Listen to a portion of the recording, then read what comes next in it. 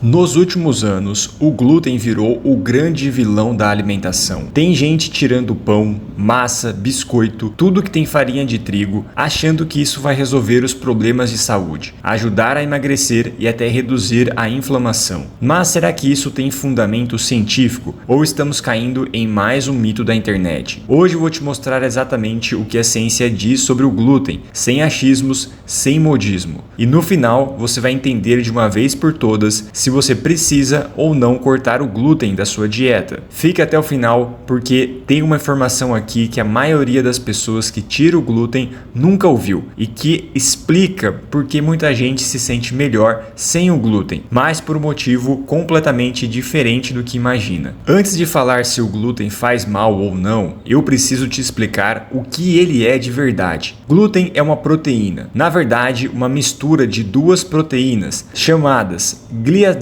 e gluteína, que estão presentes naturalmente em 3 cereais: trigo, cevada e centeio. É o glúten que dá a elasticidade e aquela textura macia ao pão. Quando você sova uma massa, está ativando o glúten. É ele que faz a massa crescer e ficar fofinha. Em termos puramente químicos, o glúten é uma proteína como qualquer outra, igual à proteína do frango, do feijão, do ovo. Então, por que tanta gente tem medo do glúten? É aqui que a coisa fica bem mais interessante. Existem 3 condições médicas nas quais o glúten realmente causa problemas comprovados, e é importante que você conheça cada uma delas. A primeira e mais famosa é a doença celíaca. Esta é a condição mais séria. A doença celíaca é uma doença autoimune, ou seja, o próprio sistema imune do corpo ataca o intestino delgado quando a pessoa ingere o glúten. Com o tempo, isso danifica as vilosidades intestinais, que são estruturas responsáveis por absorver os nutrientes dos alimentos. O resultado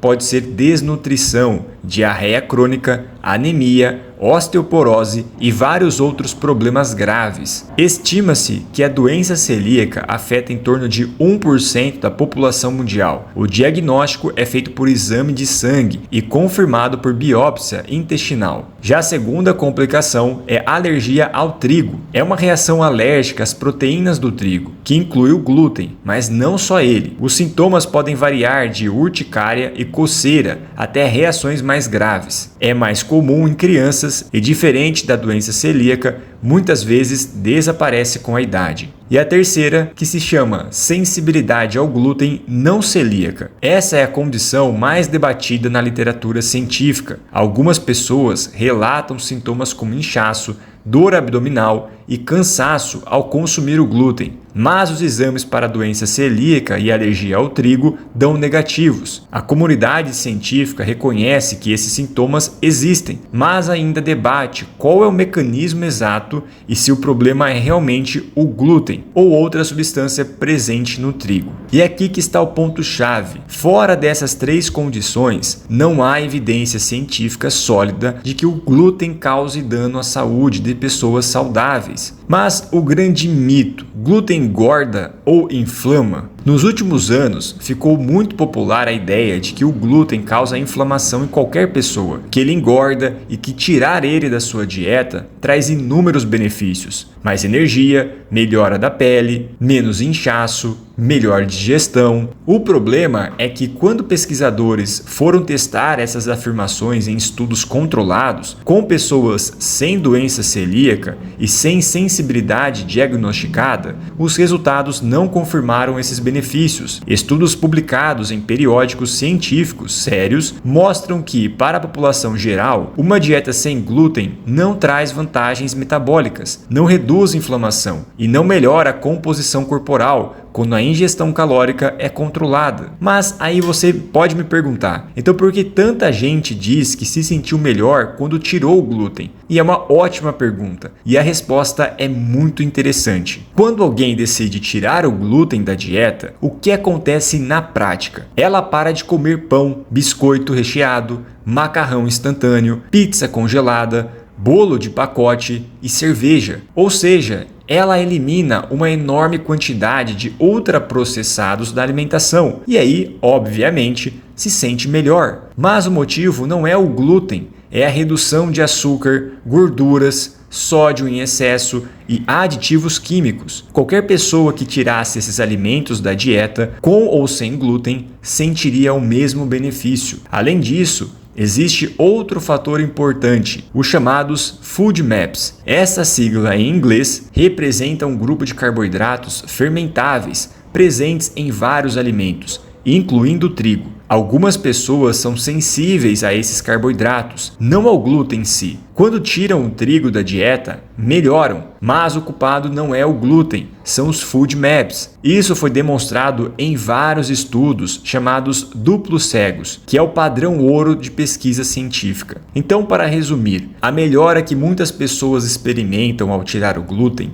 está ligado à melhora geral da qualidade da dieta e não ao glúten em si. Porém, existe algo também que quase ninguém fala quando defende a dieta sem glúten para todos. Ela pode ter desvantagens reais para quem não precisa dela. Primeira desvantagem: o custo. Produtos sem glúten costumam custar significativamente mais caro do que os equivalentes convencionais e muitas vezes têm mais açúcar e gorduras para compensar a textura que o glúten daria. O segundo problema é a composição nutricional. Muitos produtos sem glúten são feitos com farinhas refinadas, arroz branco, amido de milho, fécula de batata, que tem índice glicêmico elevado e muito menos fibra e micronutrientes do que os grãos integrais com glúten. O terceiro problema, o diagnóstico mascarado. Pessoas que poderiam ter doença celíaca real e tiram glúten por conta própria dificultam o diagnóstico médico, porque os exames para a doença celíaca precisam que a pessoa esteja consumindo glúten para dar resultado correto. Então, vamos a um resumo do que você aprendeu hoje nesse vídeo. O glúten é uma proteína presente no trigo, na cevada e no centeio. Ele causa dano real apenas em pessoas com doença celíaca, alergia ao trigo ou sensibilidade diagnosticada. Para a população em geral saudável, não há evidência científica